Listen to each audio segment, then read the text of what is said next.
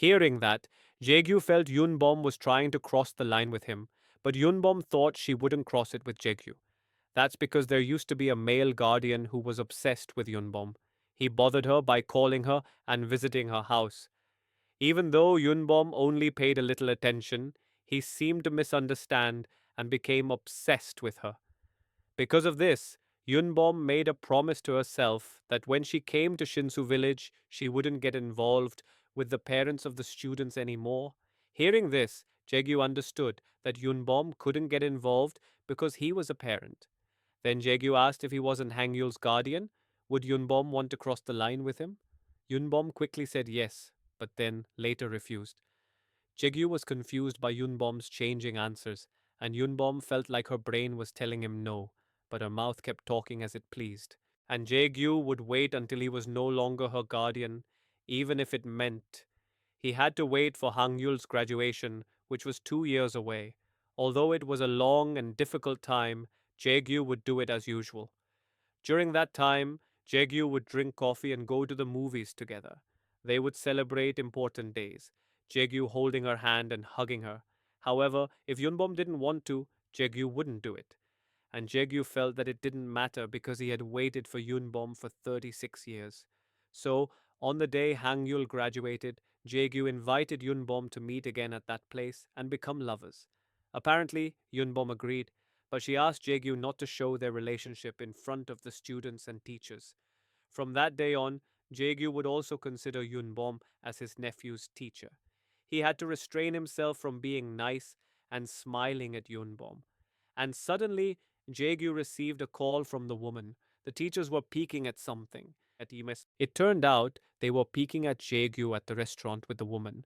Yunbom also saw them, and the teachers felt the woman was very beautiful and they felt Jegyu was very lucky. The woman even held Jegyu's hand, and this made Yunbom very upset and jealous. She felt Jegyu's words were unbelievable. Yunbom told the teachers to ignore the relationship between the parents and only think about the students. Yunbom was very upset. Even though Jegyu had waited for her for 2 years, this time he cheated. Does Jegyu really like all beautiful women? But Yunbom herself also feels quite beautiful, so Yunbom will show off her beauty, spreading her charm throughout Shinsu village. Jegyu is curious about the relationship between Hangyul and the girl he likes, and Hangyul feels it's over. When Sejin finds out that Hangyul likes him, Sejin treats their relationship like a thriller. Sejin won't smile if Hangyul dies because Sejin wants to beat Hangyul to get number one. Because of this, Hangyul doesn't confess his feelings to Sejin, he just buries them. But Jegyu felt that Hangyul had already fallen for her, so it was too late to escape that fate. Then, Hangyul became curious about the relationship between his uncle and his teacher, and Jegyu told him that he would wait for Yunbom for 2 years. Hearing this, Hangyul felt that 2 years was a long time, but Jegyu didn't mind, because it was just like completing his military service. As Jegyu escorted Hangyul, something piqued their curiosity. It turned out that Yunbom was surrounded by her students who admired her because she looked so beautiful and radiant. It was like spring, and the students really liked their teacher. Jegyu just gaped at her beauty, and when Yunbom was about to ask something, Jegyu just left. Yunbom was confused because Jegyu was avoiding her. It turned out that Jegyu went to the fields to hoe the soil. This was to distract himself because he seemed to have evil thoughts in his mind. It wasn't clear whether his mind was filled with evil thoughts, but the grandmothers found it helpful that Jegyu had evil thoughts, and they wanted Jegyu to always have evil thoughts so he could help them to plow the moor. Jegyu was like that because he saw Yunbom's very beautiful appearance, and he tried not to be tempted. When the door lock was difficult to open, Yunbom saw Jegyu passing by her house, but Jegyu covered his eyes to avoid seeing Yunbom, and Yunbom invited Jegyu to talk after the door was opened. So Yunbom asked Jegyu to open the door because the lock was problematic again. But when he saw Yunbom's very beautiful face, Jegyu didn't say a word. He just ran away from Yunbom. Seeing that, Yunbom felt Jegyu was a coward. Yunbom was forced to climb over the fence of her house. She thought Jegyu was deliberately avoiding her and not looking at her because of something. As Yunbom was looking for a foothold, Ijun suddenly came over and used his hand as a support for Yunbom. Finally, Yunbom managed to get in and the door was opened.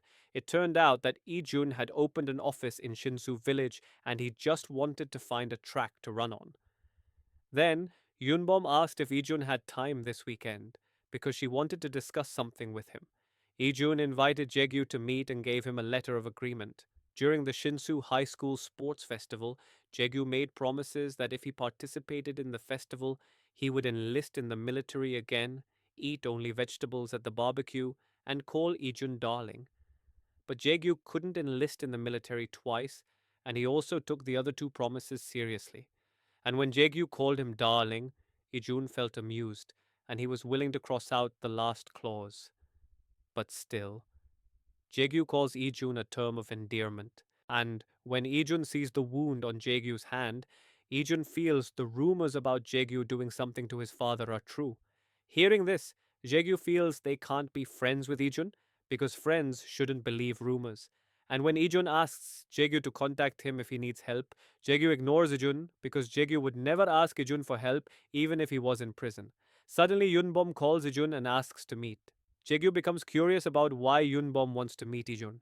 While eating with Ijun, Hyesuk suddenly calls, but Yunbom ignores the call.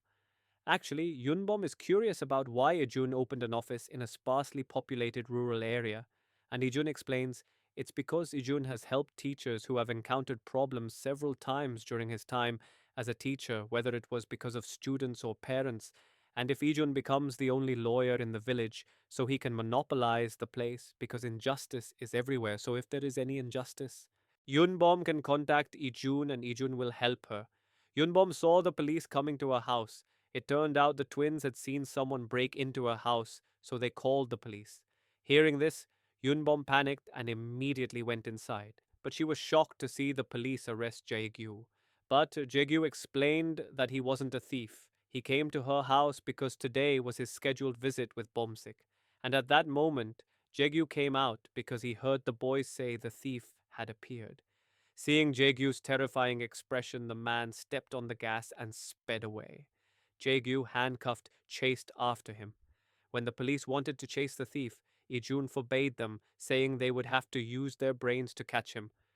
It turned out that when the boys mentioned the man as a thief, Ijun had left his phone on his motorcycle, and it had a tracking app on it, so he could track the man's location. Jegyu ran very fast, even faster than a car.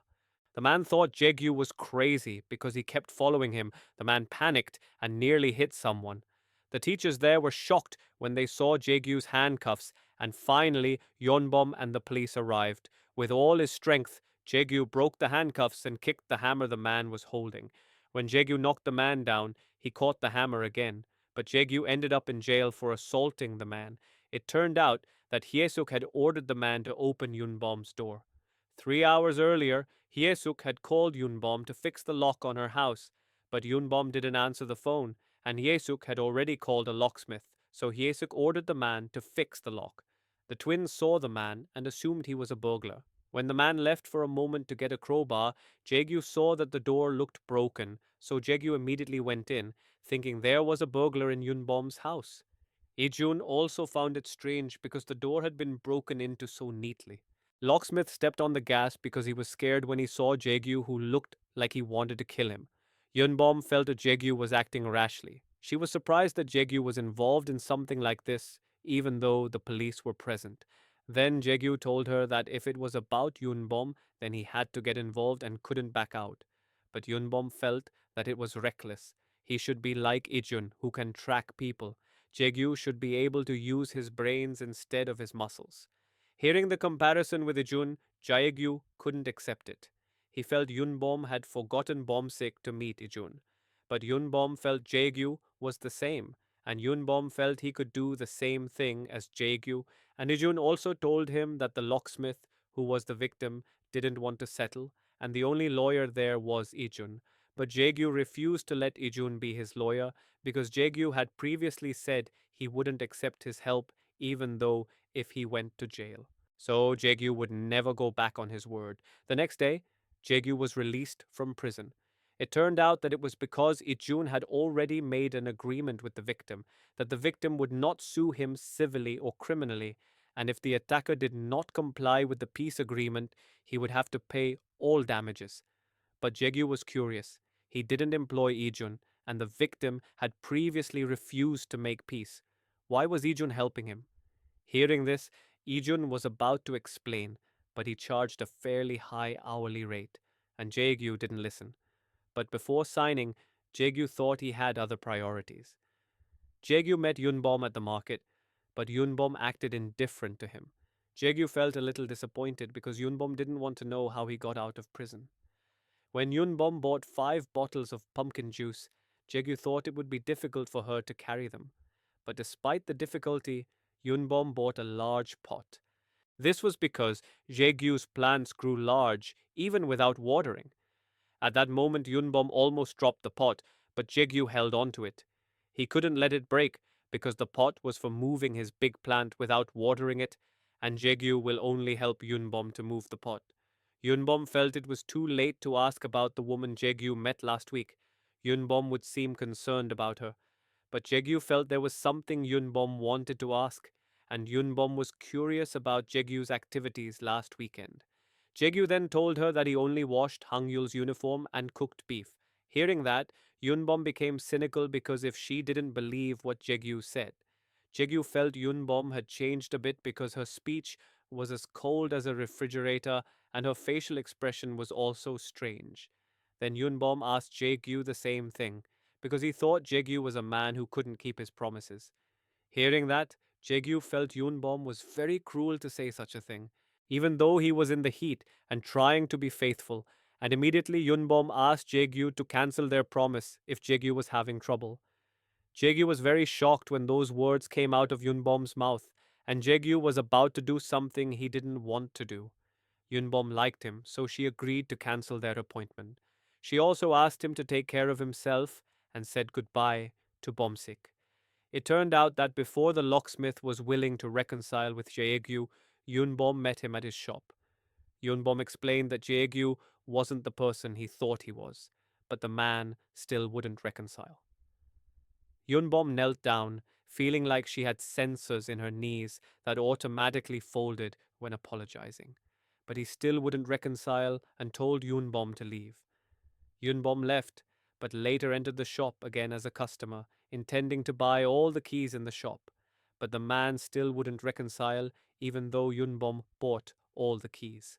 At that time, Yunbom saw a poster in the shop and thought he was a fan of the singer Song Gain. It turned out he wanted to go to her concert, but tickets were sold out, and with a heavy heart, Yunbom told him that she knew Song Gain. That's because Yunbom was once very close to her, a person very close to Song Gain. At that time, Yunbom remembered her mother, an actress. That night, as Nanhi was about to go to bed, she was surprised by a call from Yunbom. Yunbom's father was also surprised when his daughter called her mother. Her mother greeted Yunbom and asked how she was, but Yunbom only said a few words and immediately hung up. Nani then told her husband that Yunbom had asked for concert tickets for Song Gain, a trot singer, at Nanhi's agency. Jegyu learned this because the locksmith told him that he had closed the shop to go to Song Gain's concert after getting the tickets from Yunbom. Hearing this, Jegyu finally understood that what made the man reconcile was Yunbom begging him by giving him the tickets. Jegyu met Yunbom and had just heard everything from the locksmith. Jegyu found it strange that Yunbom had bought so many keys, knelt down for Jegyu, and even found concert tickets. Yunbom did all this behind Jegyu's back, but acted cold in front of Jegyu.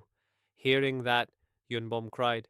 Yunbom was sad because Jegyu met another woman last week, and she was very beautiful. Even before Yunbom had even touched Jegyu's finger, the woman had already held his hand, and Jegyu also drank coffee with her. Finally, Jegyu knew why Yunbom had been angry with him all this time. Then Jegyu would not keep that promise because he was not strong, not smart, not virtuous, or patient. He apologized to Yunbom because he couldn't wait. And suddenly, Jegyu kissed Yunbom, surprising Yunbom, but Yunbom accepted the sweet kiss.